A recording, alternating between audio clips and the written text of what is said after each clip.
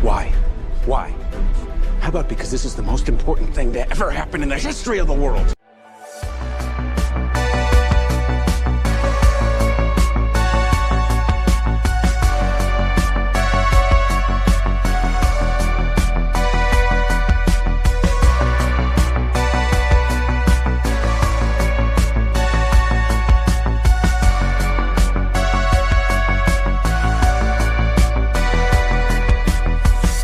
Just another movie night. Hello and welcome to the show. I am Scott. And I'm Joe. And we're Just Another Movie Night. And this is before and after reviews where we go see a brand new movie in the theater and give our thoughts before and after. And today we're seeing Oppenheimer. Today is a special episode, by the way. This is a year we've been doing the show. Yay! Yeah, before and after, and our other show, Talking Trash. Talking trash. So yeah, it's a year, and what other way to celebrate with a bonus episode we normally don't do? We usually only pick one movie a week, but this is one of those weekends where everybody's talking about the two movie releases, which doesn't always happen. Usually it's always one that everybody's talking about.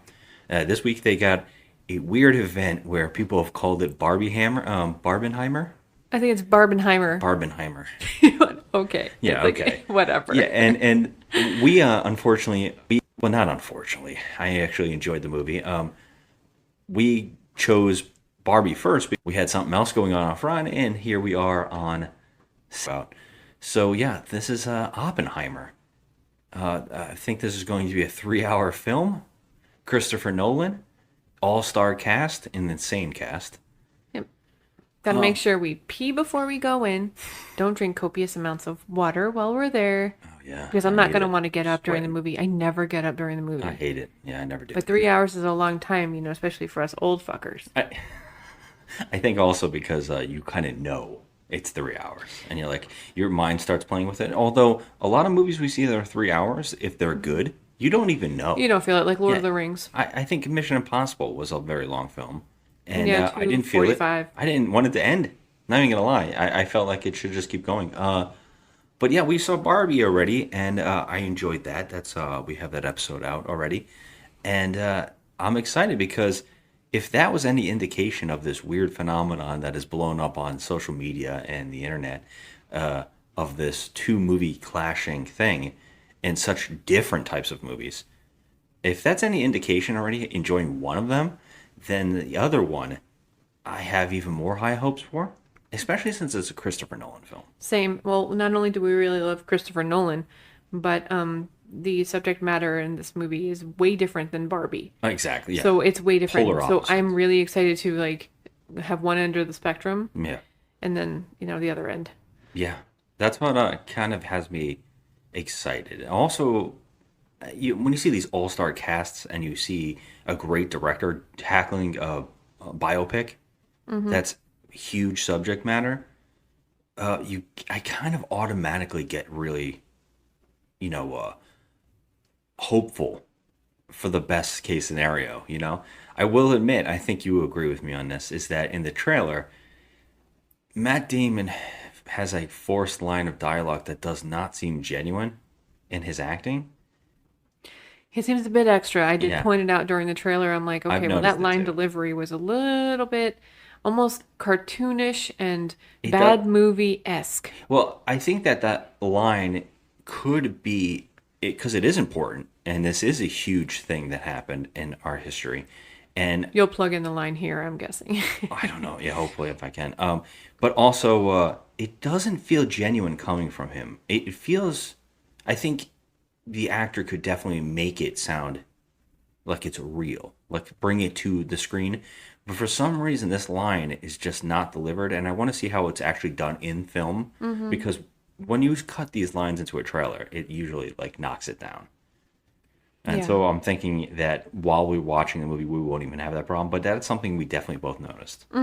For sure. But Yeah. otherwise, I was very intrigued watching the trailer. I've seen the trailer many, many times. Many times. And on social media, there are a lot of people talking about this film, and it is actually getting great reviews on social media. Yeah, and I think, and I don't know if you feel the same, but I have this idea that regardless, because of the phenomenon that has started on the internet between the two movies, regardless, I had a thought that Barbie would get destroyed by critics because it's so overly hyped, and when something gets overly hyped, that also has a subject matter that some people just can't get on board with, it automatically gets destroyed, overly destroyed. And I'm already seeing that with Barbie. It's getting terrible reviews from especially the internet reviewers and the community.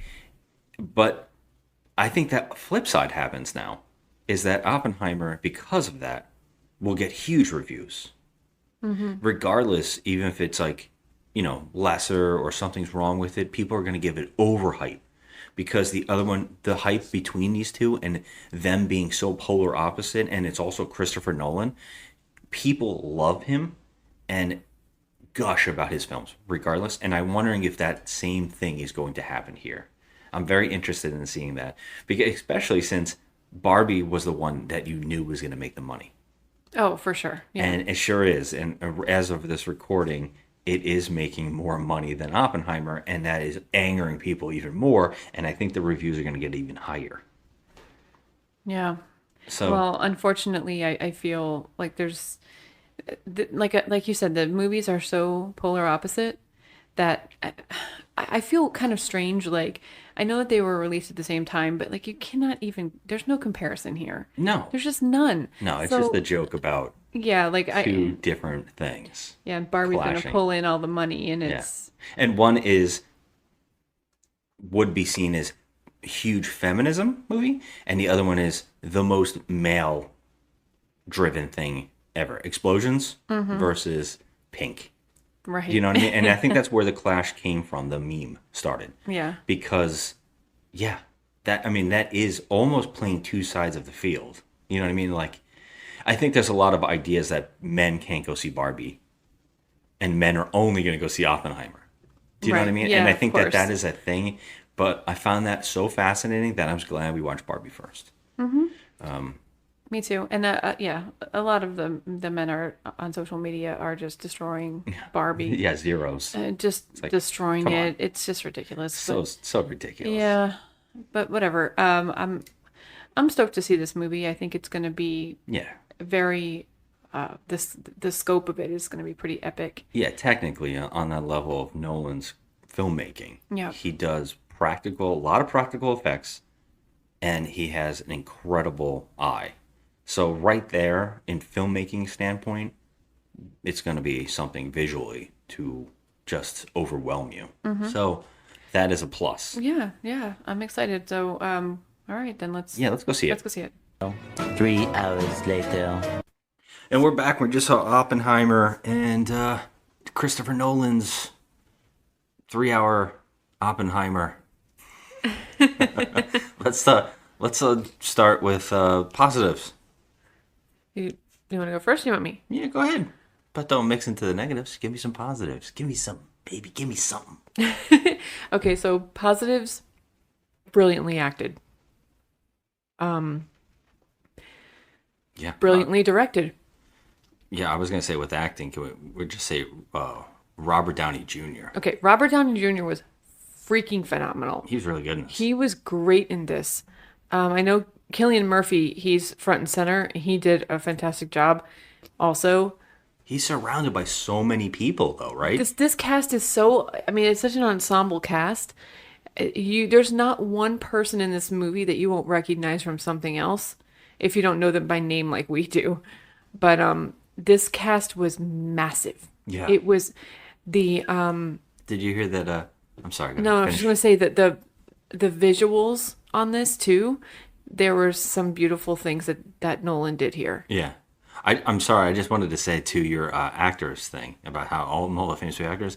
Did you hear the Matt Damon thing where he said him and his wife were having problems or something? And I don't know what's going on there, but he said he told her that he was going to take a break from acting unless Christopher Nolan called. Oh, no way. And he called No way. for this movie, and he was like, "It's Christopher Nolan." Yeah. So I think that's what every actor in this film was like. I don't care if I'm just in one scene. Right. Well, a lot of actors had just the one scene, and Some of them are weird. Like, I yeah, was like, some why of did them they are do very this? weird. But I'm still going on to positives. That's another thing I wanted to mention. I thought Matt Damon did good. I thought he did good, and Yeah, we talked about that line in the opening, and I did think they cut it. That's why maybe felt so weird, was because he's dropping a lot of F-bombs in the real version. right, yes, And yes, it did feel like, shut the fuck up. This is... yeah. This is serious. insanely This is like important. yeah, serious It was stuff. played way better in the film than it did in the trailer. Yeah, I really appreciated the acting in this. I thought it was fantastic. Every single person did a great job in this. Yeah, I mean... Yeah, we'll get into that. But, yeah, I mean, absolutely. And you said directing? Yeah, I mean, like, again, cinematography, the score in this film. The score, yeah. The score was intense, right? Yeah. I mean, you felt, I mean, not just because the sound was loud in our theater enough that it would, It was when perfect. something happened, it would shake us. Yeah, that's But what they wanted.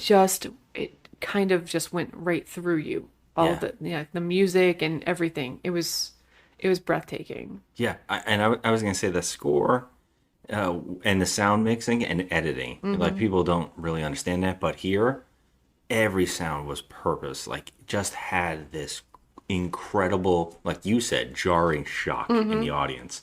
And he did it really well. The way they use silence and then use Yes. building you up the whole movie with Yes. shock, and then when it came time to the bomb, playing with you. Yes, because then it was complete silence. Yeah. And then the jarringness of it, like it just completely shook you to your core when they did release the sound of Yeah. it. And it was just, oh my God, mind-boggling. That build-up that he cleverly used throughout the film of jarring noises and explosions throughout the whole film, getting you to that moment and then playing with it Yeah. and then making it feel like it was more. Yeah. I think was shook you up. really nailed it. Yeah, it That- shook they you up a nailed it. lot. That was incredible. Yeah. So, Yeah, what was the well, I said cinematography, absolutely. Mm-hmm. Once again, I mean, always. casting was fantastic. I can go on, I guess, about the actors. I just thought everybody was fantastic in this. Yeah. I mean, I guess that's a good segue into a couple negatives. Because Well, we could just talk about how hunky Josh Hartnett got. well, Because that's one thing we I'm not mentioned gonna when we lie. left. I mean, as a man, I said to you right after the theater, right after we left, the first thing I said to you, because usually we don't talk about the movies at all, but I had to say to you, man, Josh Hartnett's looking really good. Mm-hmm. Like, man, he's a damn good looking man in his older age. yeah, he looks better now than he ever did when he was making those '90s movies and he had that bad haircut. Even in Beyond the Sea, Mm-hmm. that Black Mirror episode that he just did, he didn't look like this to me. No. In this, he looked like some kind of action star from did. the early days. Like, He looked like a GQ model. He looked really good. His hair was he perfect. was very bulky too. Kind of, Yeah. we could talk about and how he good can looking wear he he can is. wear clothes too. He can really wear clothes. But Yeah. anyway, so continue. I was just gonna say a good segue into the a negative that I noticed was here. I just blanked out on the actress's name. Florence Pugh, No, the other one. Emily Blunt. Thank you. I just blanked. I guess Josh Hartnett. He tricked my mind a little bit there. Did he do something to your feels? Well, I was gonna say Emily Blunt, who I usually love, Mm-hmm. felt extremely over the top in this film. Here's the thing about that.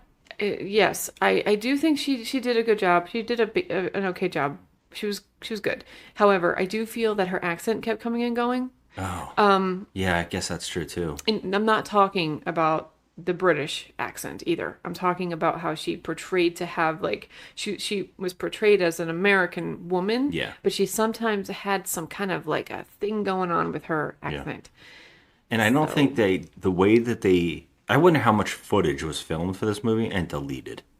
Because I didn't think they did her any justice as a character or as an actor, because every time they would cut back to her, it was an intense scene of her screaming about something. Mm-hmm. Or like, they kept cutting back and she had the same line of dialogue virtually every time stick up for yourself, that kind of a thing. And it didn't work for me. It did not click. Almost because I feel though that I didn't feel that he and like the two of them were in love. I didn't get that vibe. No, they didn't even establish it. He, It was not anything there. no, there wasn't any establishment at all. And also they kind of pinpointed the fact that he has a very crazy thing with women.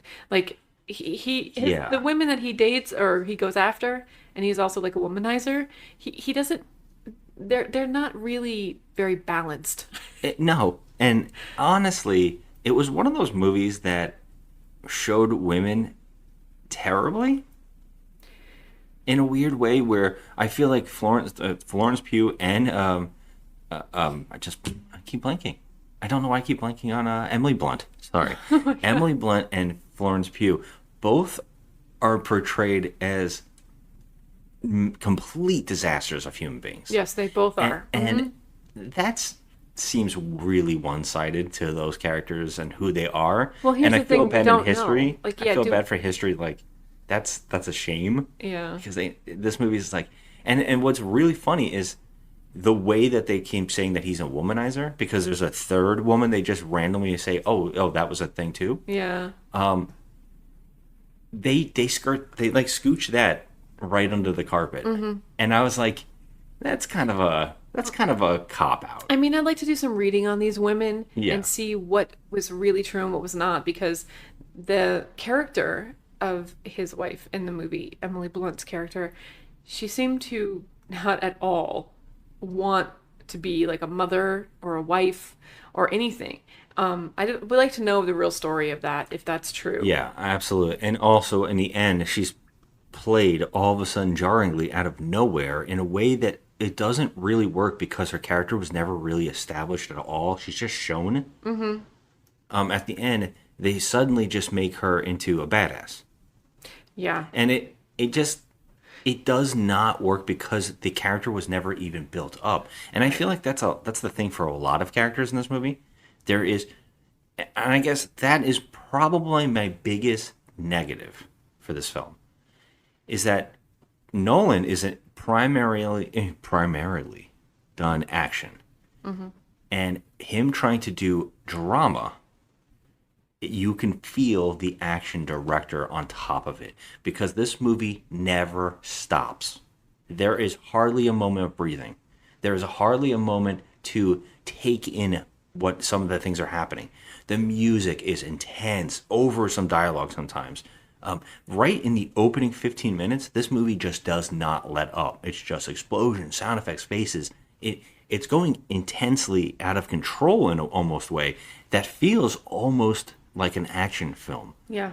But by trying to also do something important and deal with a conversation about a man who is full of layers and attached to what America is, so much so it's like so integrated with what has happened in our history. This man, and that's fascinating. His connections to other people is fascinating. So many characters come and go through this film. None of them are given moments. They're just there quickly, and you really just start noticing them because of the actors, but not ever told who really they are, what do they play, what parts they play. A lot of people died. There's some deaths on the Manhattan Project, and I don't even think this movie it really got around that too, which is odd. Yeah. I mean, I feel like that with a 3-hour runtime. Yeah, that's how you can see he sped. I feel like, he had a lot to get through. Yeah. And I can imagine that it was very difficult for him, especially with a huge ensemble cast like this, and having to integrate all of these people, these real life human beings, into this. Yeah. And I can imagine that must have been so trying for him. But I would love to know some of these backstories, just a little bit. Yeah. I know he didn't have time, Oh, that's what I'm saying. This must have been a huge script, and a crazy amount of editing must have happened during this film. Yeah. And you can tell, because while it's never letting up, I know he probably filmed moments of calm, moments to take in what has just happened. With that being said, some of the action director part of him really came in well. especially with, there's amazing shots of his panic.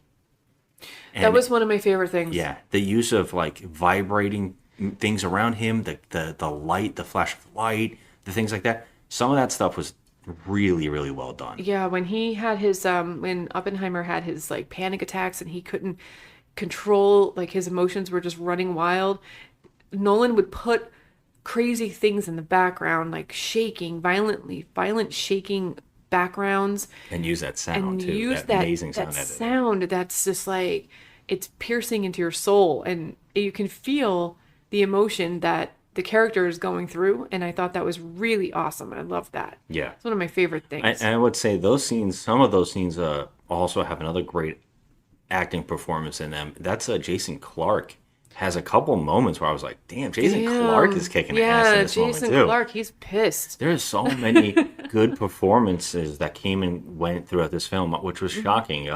I'm not sure who's playing Albert Einstein.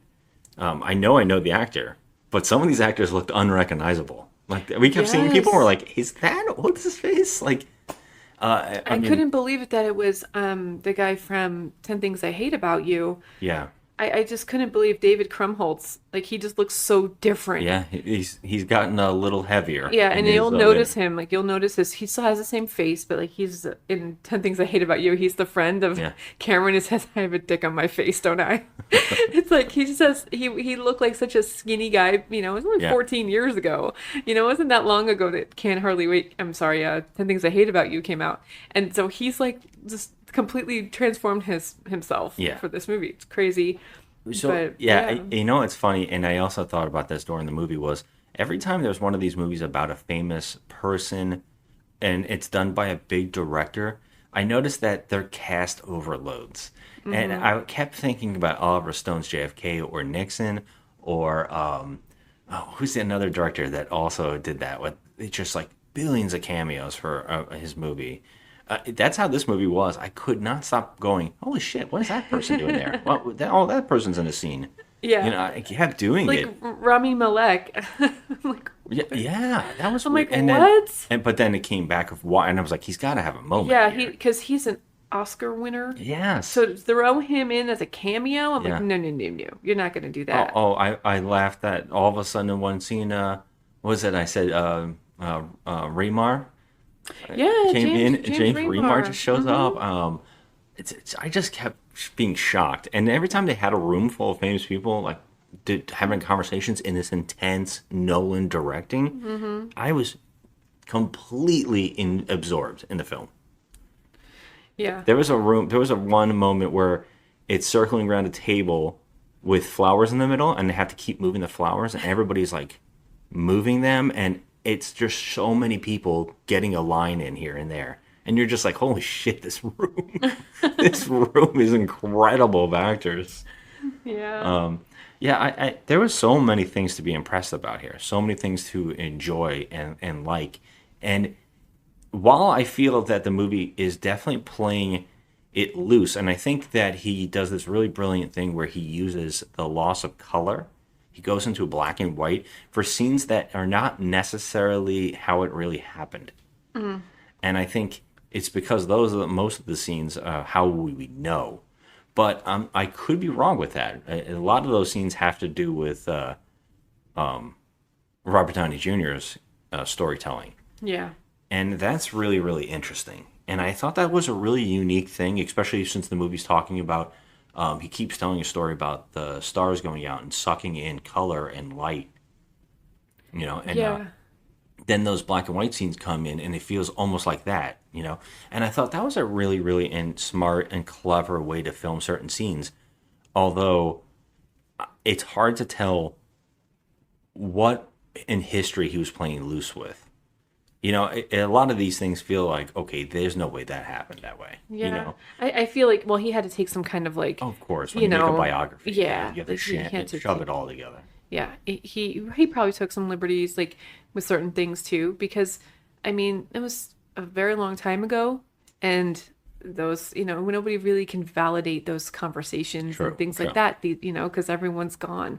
But I feel like for him to make this 3 hours, I think that was like really probably difficult to do, you know, because he probably could have made an easy 5-hour movie. Yeah. But by the way, I want to tell you that actor you're looking for, Albert Einstein, is named Tom Conti. I think he's a British actor. And he was definitely made up in makeup. Oh, yeah. Like, I know who he is. Younger guy. That's what I was saying. Like, he was in Paddington 2. You know, he played the judge. He's been in Dark Knight Rises. He was one of the prisoners. He's like in stuff, but like not anything that's like that. You know, he's a lead actor in that that we've seen. oh, that's interesting. Yeah. I definitely thought I knew who he definitely was. But that's Nolan using his favorite people, and he does that heavily here. Yeah. One cameo in particular jarred me. I did not expect whatsoever. That was really interesting, but that was another Nolan person. Yeah, and then I actually forgot halfway through that this was actually a Christopher Nolan film because I was like, oh, yeah. Oh, now I saw, I see this person. Now I remember now it is a Christopher Nolan movie because we got those cameos that we're so used to. Yeah. Yeah, there's a lot to be impressed about here. Definitely. It was It's going to be one of those Oscar movies that's going to win it's all those technical awards. probably gonna clean up. No, I guess we should talk about Cillian Murphy. Yeah. While I feel like the movie was all on his face, and he does a lot of great acting with his face, because I feel like he's almost toned down in a way. He was very, yes, like, I don't want to say monotone, I guess that's the character, of course. but I guess that's who Oppenheimer was. I mean, I guess I'm just so. going to go ahead and speculate on that, but Yeah. yeah, he was very reserved in this. He didn't have any scenes where he just, like, completely blew his shit, you know? Like, Yes, I feel the you know same what I way. mean? Like, I feel like everyone had a moment where they were just screaming or, you know, getting mad or something, like having some sort of an emotional scene. Especially Robert Downey Jr. He had all the scenes. He was great. Yeah. But like, I feel like every character in this movie had their moment to shine. And I mean, although he's he carries the movie, he is the lead character, I feel like he was a bit reserved here. Yeah. And like you said, it could have just been that's who the character or the human being Oppenheimer was. But I feel like the actor Cillian Murphy was a little bit reserved. Yeah. Okay. Yeah. Yeah. Yeah, I agree with that. Another cameo actor that I just had to point out because I was like gonna lean over to you and keep saying, "Oh my God, that's the guy." Oh, it was Macon Blair. He was playing his lawyer. Oh, the lawyer. He was yes. He is in Blue Ruin, the Green Room, where you know, with the Nazis. That's Okay. that. He's like a writer director. He did Blue Ruin. That's the movie. Oh, it's a fantastic movie. if you Yeah, don't they remember who it changed him major big time for this because he's He a got ginger. heavier. He's a ginger. No, isn't no, he? no, no, no. No, I thought he was. Who am I thinking of then? I don't know. He's also in Murder Party. He's one of those actors that can't like. I love seeing him in I things. must be thinking of somebody else. But yeah, there's one person in here, Scott Grimes. I did not recognize him. Yeah, I saw him. Didn't recognize him.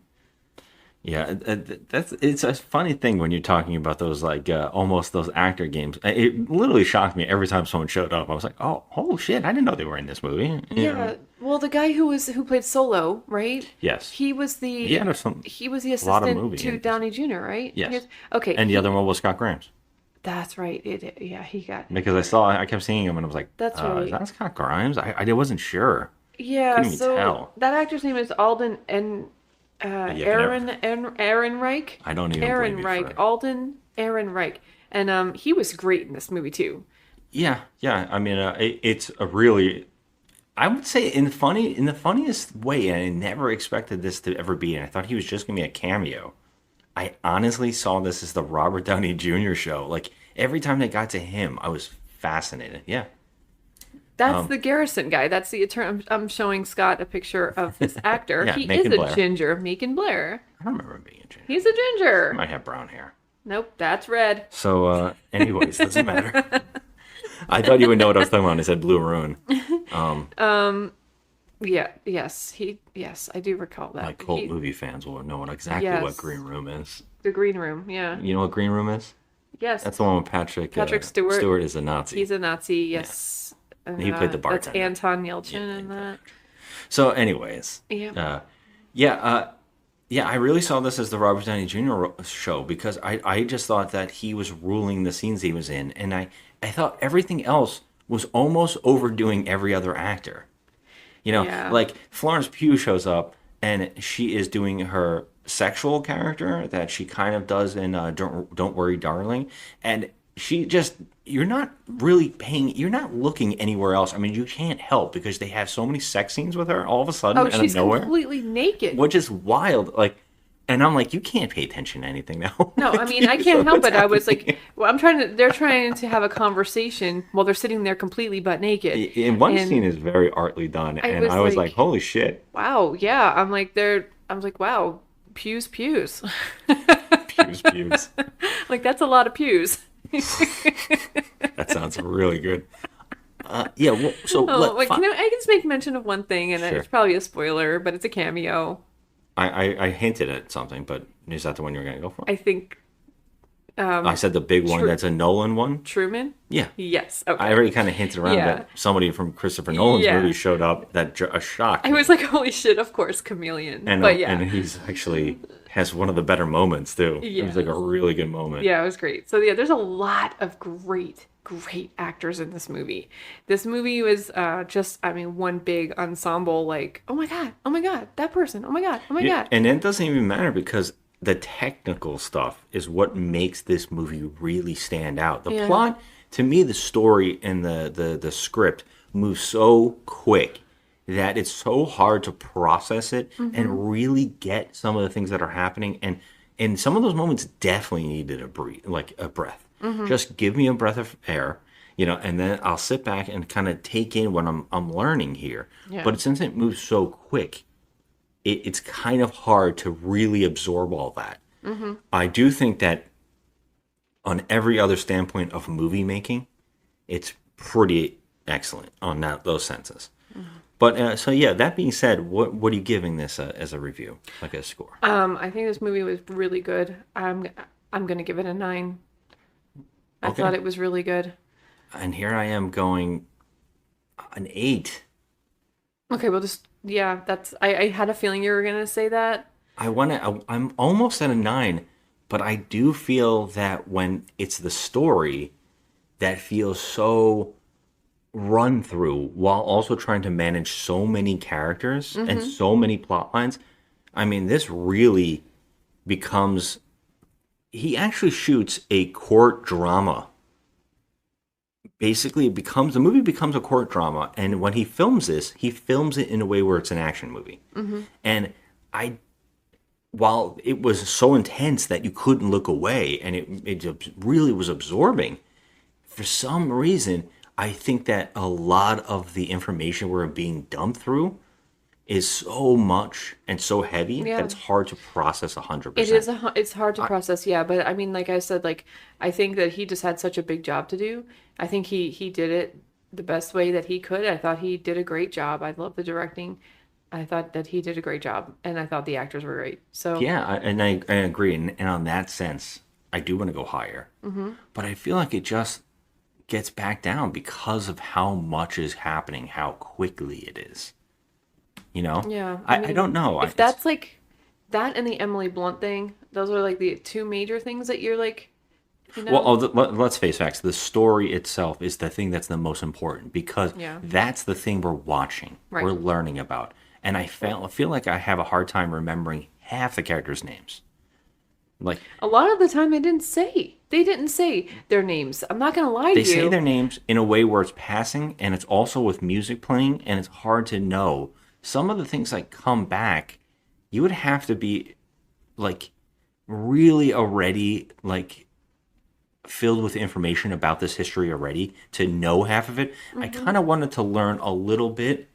While I did in Oppenheimer's life and the crazy stuff that he kind of went through, I feel like I still don't know who he is.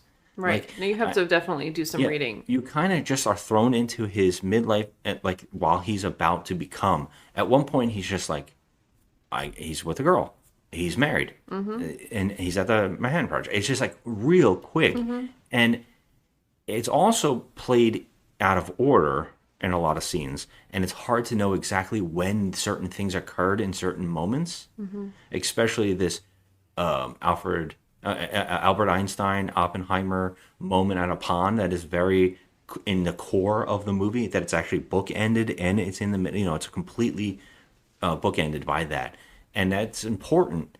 But it's hard to remember when exactly that moment is occurring in the Right. film's timeline. Yeah, I would like to think that they were trying to tell us by making some scenes black and white, because I thought that was really awesome Yeah, I too. kind of talked about it a little bit. Yeah. Yeah. So, but just real quick, I was just looking at something while we were talking, and about the names of people and how they didn't say any of the names. I could tell you that we went through this whole movie, and the actor who plays Solo Alden, he doesn't have a name in this. He's just referred to as Senate aide on Yeah, IMDb. and he's completely a fake character, and that's you can tell right off the bat, because the Yeah. things he was saying to him, it felt a little out of place. It was just the audience to feed the audience what was Right. happening. Yeah. I definitely don't. We don't know who he was as a child, Oppenheimer. We don't know who his parents were. Yeah. They make a mention real quick about some stuff like that. We don't know why all of a sudden the ideas are flashing in his head, and he's like, I can't concentrate in school. It just happens, and I think that's the only thing. This is a movie about him and who he is in his core.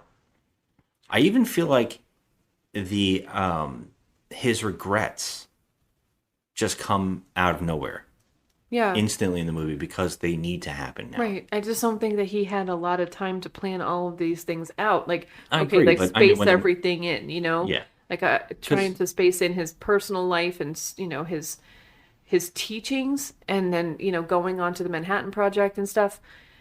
There's just, I mean, he had to pepper that in, And that's what's unfortunate. That's why, I mean, this movie is technically an 8, but I'm pushing it to a 9 simply because of just how well acted and well directed it was, and the cinematography and all that. I thought that was great, and I actually am very intrigued by the story of Yeah, this it movie. makes me want to go look at more and read more. Yeah. And I So- feel like, I mean, I guess that is great that the movie does that. But I don't know. I don't think I can go higher with it. But yeah, I did enjoy it, and it was good. And I definitely, it'll be one of those movies that I'll think about tomorrow, and it'll probably grow on me. This is just my instant review, my Yeah. instant thoughts outside of the movie. I can't imagine what the DVD release is going to have on it.